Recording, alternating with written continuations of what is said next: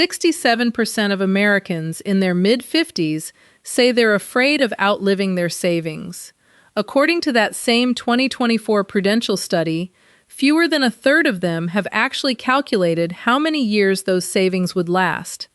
That's the real story hiding inside that fear. Most of the people carrying it have never actually checked whether it's justified. They're afraid of a number they've never calculated, which means the fear and the reality could be completely different things, and neither they nor you would know which until the math actually gets done.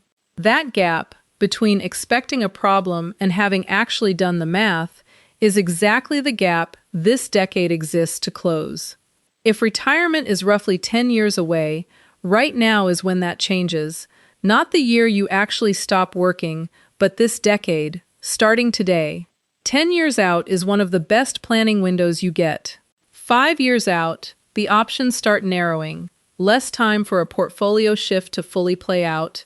Less room for a Roth conversion strategy to unfold across multiple lower-income years.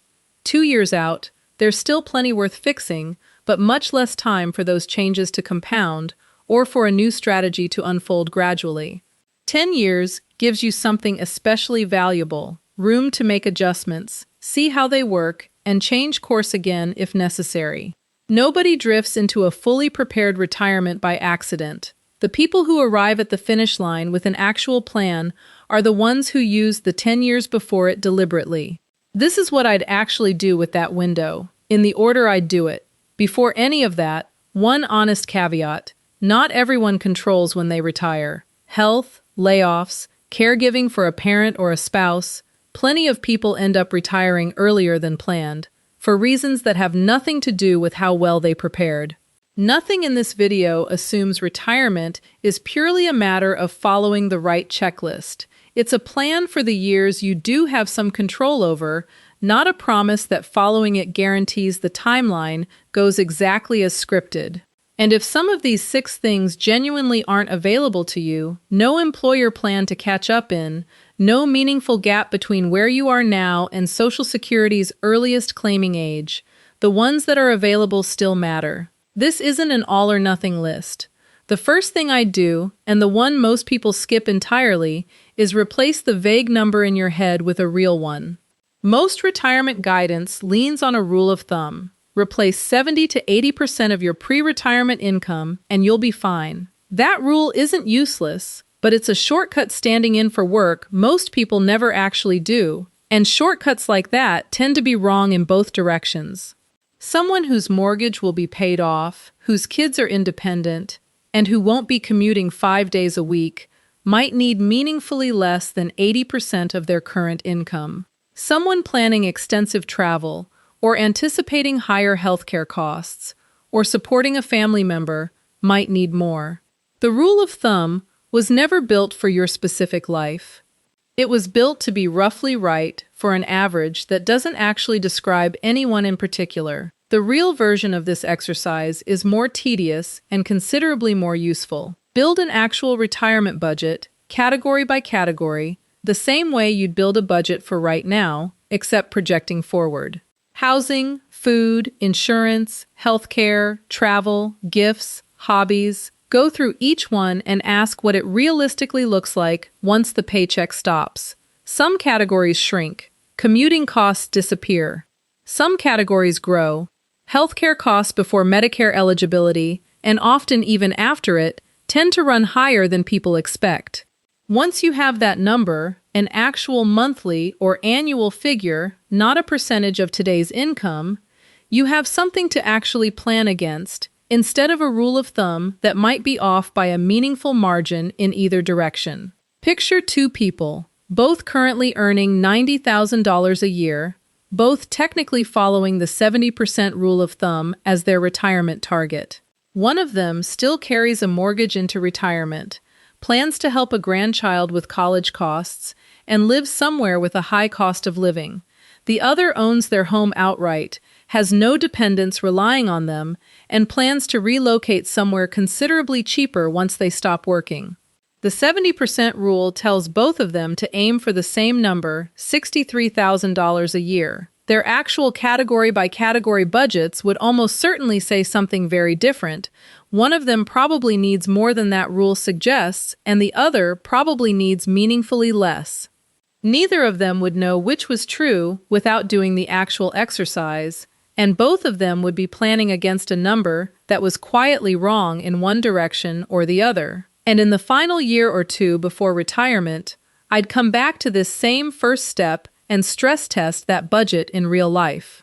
Live for a few months, or ideally a full year, on the actual projected retirement income figure, redirecting whatever the difference is from your current spending into savings, and genuinely trying to cover expenses within that number.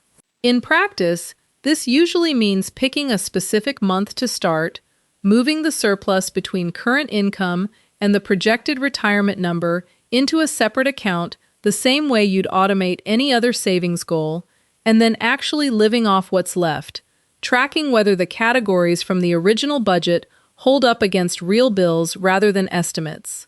This does two things at once. It reveals whether the number was realistic before it's too late to adjust it.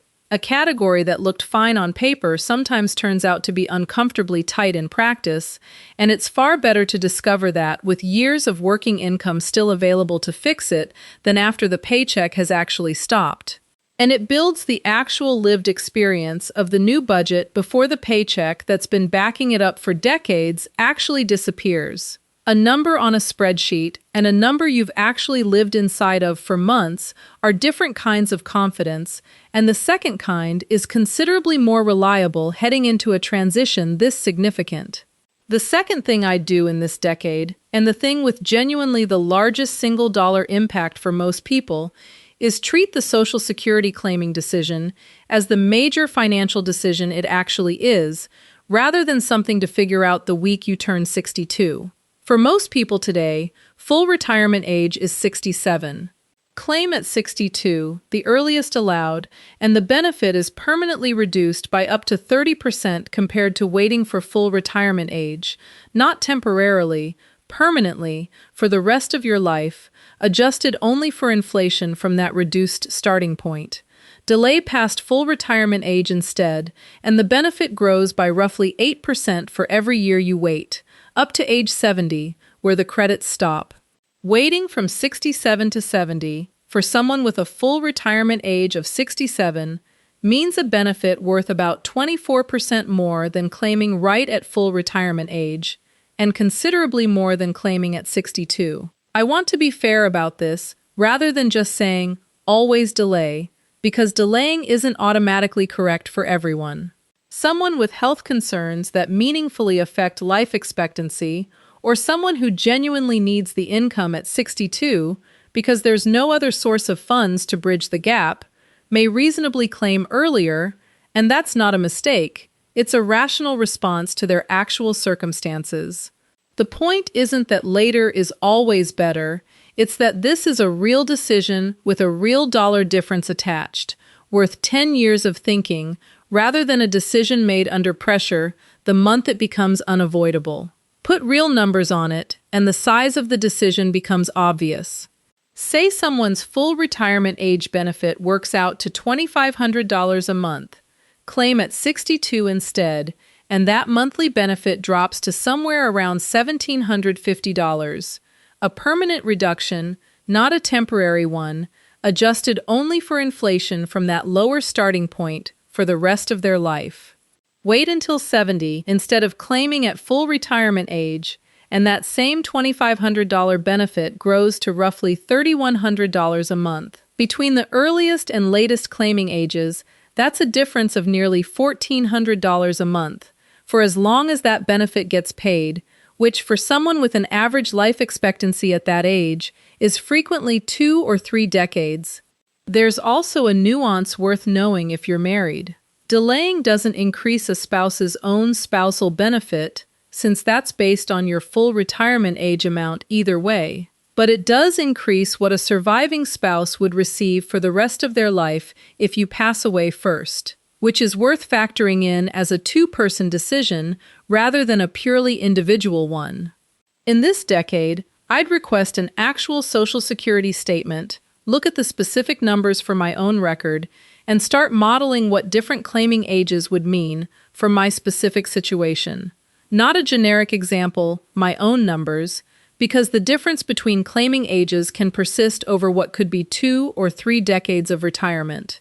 The third thing I do is start deliberately shifting the portfolio's risk profile. And I want to explain the actual mechanism here, because get more conservative as you age gets repeated so often that people nod along without understanding why it specifically matters in this particular decade. During the years you're actively contributing to an investment account, a market downturn is genuinely not that dangerous. You're buying more shares at lower prices, and the portfolio has years or decades to recover before you need the money. That changes dramatically once you're withdrawing from the portfolio instead of contributing to it. A significant downturn that happens in the first few years of retirement, while you're pulling money out at the same time the portfolio is shrinking, can permanently damage how long that money lasts, even if the market fully recovers a few years later, because you were forced to sell shares at depressed prices to cover living expenses, permanently reducing the number of shares left to recover. This is called sequence of returns risk, and it's specifically a retirement transition problem, not a general investing problem. The exact same average return over the exact same number of years can produce wildly different outcomes depending on whether the bad years happen right before or right after you start withdrawing. That's why this particular decade is when a gradual shift toward more bonds and more stable assets tends to make sense. Not because bonds outperform stocks over long periods, they generally don't, but because the goal in this specific window is protecting against the one outcome that can't be undone, being forced to sell a shrinking asset at exactly the wrong moment. Here's a simplified way to see why the order of returns matters, not just the average. Picture 2 retirees, each starting with the same amount invested, each withdrawing the same amount every year, and each experiencing the exact same set of annual returns over a 20-year retirement, just in reverse order from each other. One of them hits a rough stretch of down years right at the start of retirement, while withdrawals are also coming out, which means shares get sold at depressed prices precisely when the portfolio can least afford it. The other hits that same rough stretch at the very end of the 20 years instead, after decades of growth had already built up a much larger cushion to absorb it. Even though both retirees experience the mathematically identical average return over the full 20 years, the first retiree can run out of money years before the second one does, purely because of when the bad years happen to land. That's the entire risk in a nutshell. The average return doesn't determine the outcome nearly as much as most people assume. The sequence does. This isn't a one-time switch flipped the day you retire. It's a gradual adjustment over years, sometimes called a glide path, that leaves you with more stability by the time withdrawals actually start, without abandoning growth assets entirely, since retirement itself can easily last 2 or 3 decades, which is still a long enough horizon to need some of that growth. The fourth thing I do, especially once I'm within this decade, is use the catch-up contribution rules that exist specifically for people at this stage of life, because the tax code treats the years right before retirement differently on purpose. For 2026, if your employer plan allows catch-up contributions, anyone 50 or older can contribute an extra $8,000 beyond the standard limit, for a total of $32,500. There's an even larger version for a narrow age band. Anyone who's 60, 61, 62, or 63 in a given year can use a super catch-up instead, bringing the total up to $35,750 for 2026, if the employer's plan allows it. IRAs have their own catch-up too, an extra $1,100 for 2026 on top of the standard limit. One recent wrinkle worth knowing: starting in 2026, certain higher-earning workers, those above the applicable $150,000 prior year wage threshold, have to make their catch-up contributions on a Roth basis rather than pre-tax, so that specific piece of the tax benefit works differently depending on income. For anyone who maxes out all of that and still has more to save, some employer plans also allow after-tax contributions beyond the standard limit, which can then potentially be converted into a Roth account through what's often called a mega backdoor Roth, a more advanced option, not available on every plan, but worth asking a plan administrator about, specifically if the standard catch-up room isn't enough. This decade is also when I'd start planning for potential Roth conversion windows, and the mechanism is worth understanding rather than just following as an instruction. A Roth conversion means moving money from a traditional, pre-tax retirement account into a Roth account, paying ordinary income tax on the converted amount now, in exchange for qualified withdrawals coming out completely tax-free later. For many people, the most attractive window doesn't actually open until after retirement, when employment income falls, but before Social Security and required minimum distributions are fully in the picture. For most people still working through this decade, current income is often still near its peak, which is usually the worst time to convert, not the best. Picture someone who retires at 62 but doesn't plan to claim Social Security or start required minimum distributions for several more years. During that specific window, their taxable income can drop substantially compared to their peak working years, sometimes landing them in a noticeably lower tax bracket than they occupied for decades, and lower than the bracket they'd likely land in once Social Security and mandatory withdrawals both arrive at once later on. Converting a portion of a traditional account to Roth during that lower income gap means paying tax on that money at today's lower rate instead of a higher rate down the road, and every dollar converted stops generating future required minimum distributions entirely, since Roth accounts aren't subject to those rules during the original owner's lifetime. It's not automatically the right move for everyone, and converting too much in a single year can accidentally push someone into a higher bracket than intended, which defeats the purpose. It makes the most sense when there's a genuine, calculable gap between your current tax bracket and what you'd otherwise be pushed into later, a calculation worth running with real numbers, ideally with professional help, not a default everyone should follow blindly.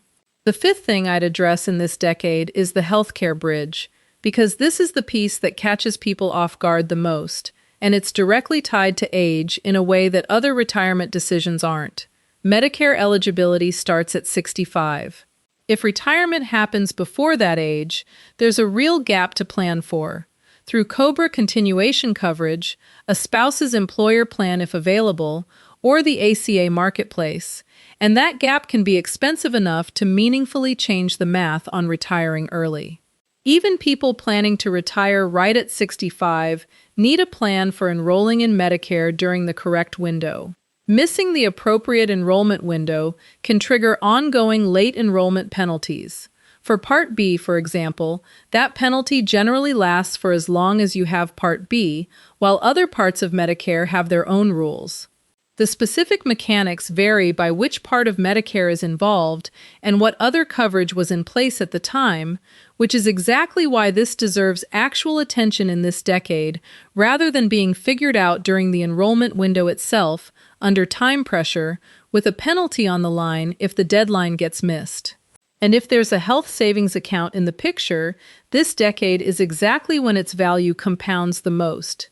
Money contributed now, left invested and unspent, can be withdrawn completely tax-free in retirement for qualified medical expenses, which for most people, healthcare becomes one of the largest expense categories of all.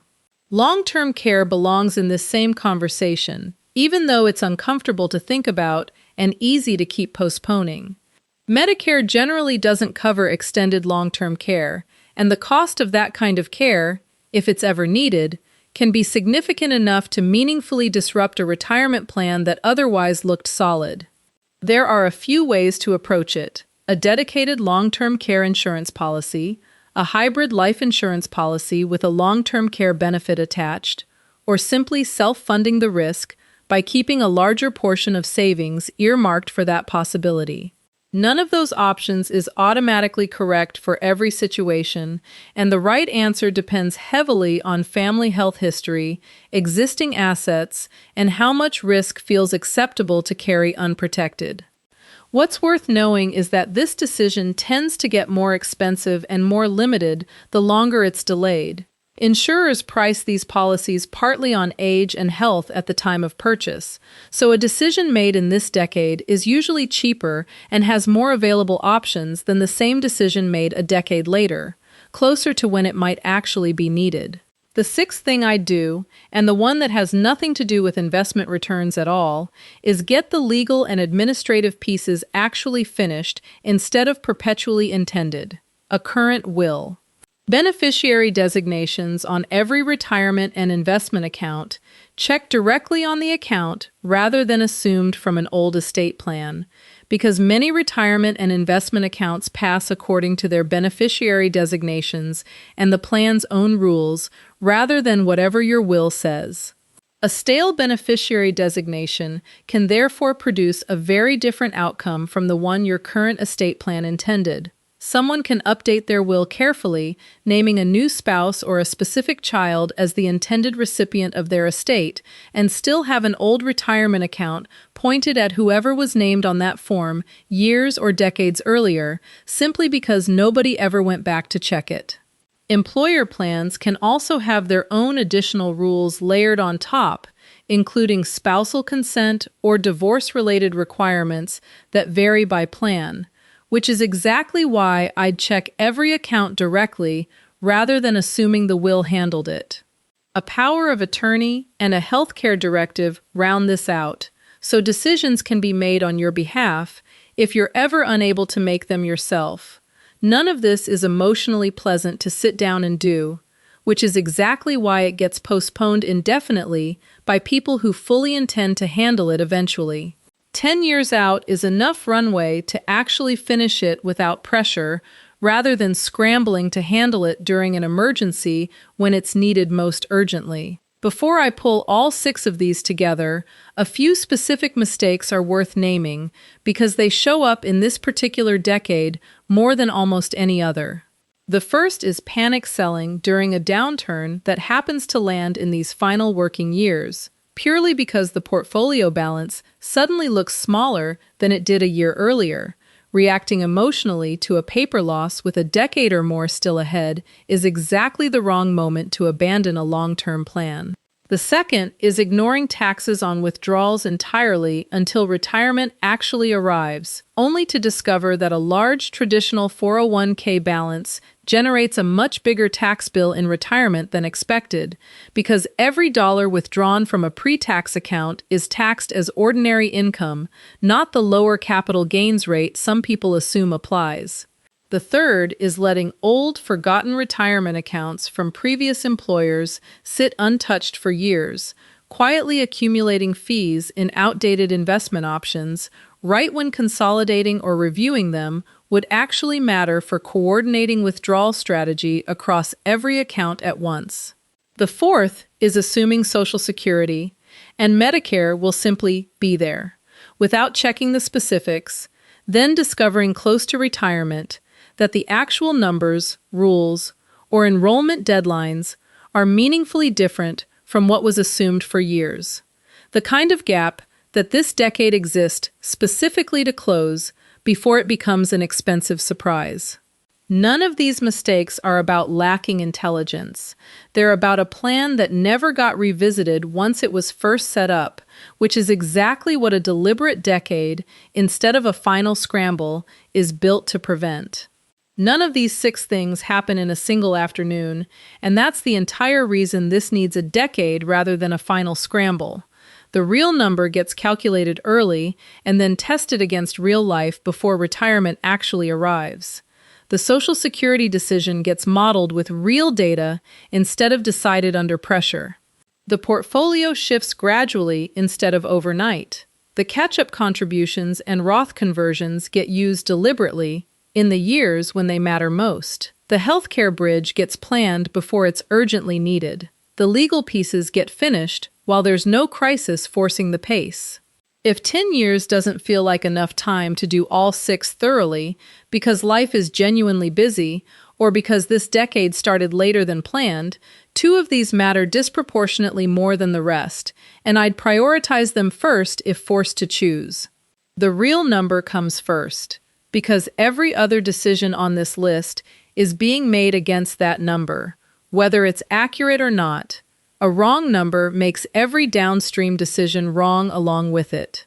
The Social Security claiming decision comes second because it can have a permanent effect on the monthly benefit you receive for decades, and the options for reversing or modifying a claim once benefits begin are limited. A mistake in the portfolio allocation can usually be corrected later with some cost, but Social Security offers far less room to change course once benefits start.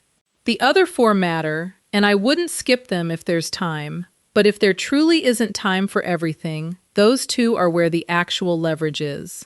If you've made it this far, you clearly care about approaching this transition with an actual plan instead of hoping it works out, and that's exactly what this channel is built around. Breaking down the decisions that actually matter, with the mechanics explained rather than just the instructions. If that's useful to you, consider subscribing, and I'll see you in the next one. None of this requires predicting where the market goes over the next decade, or guessing correctly about interest rates, or timing anything perfectly. It requires doing 6 specific things in this specific window while there's still enough runway left to fix whatever the first attempt gets wrong. That's the actual advantage of starting this decade instead of waiting until the final 5 years. More room to be imperfect and still have time to correct course. 10 years feels like a long time until it isn't, and the version of you who's actually retiring gets to live with whichever version of this decade you chose to have. The one spent adjusting the plan, or the one spent hoping the old one was close enough.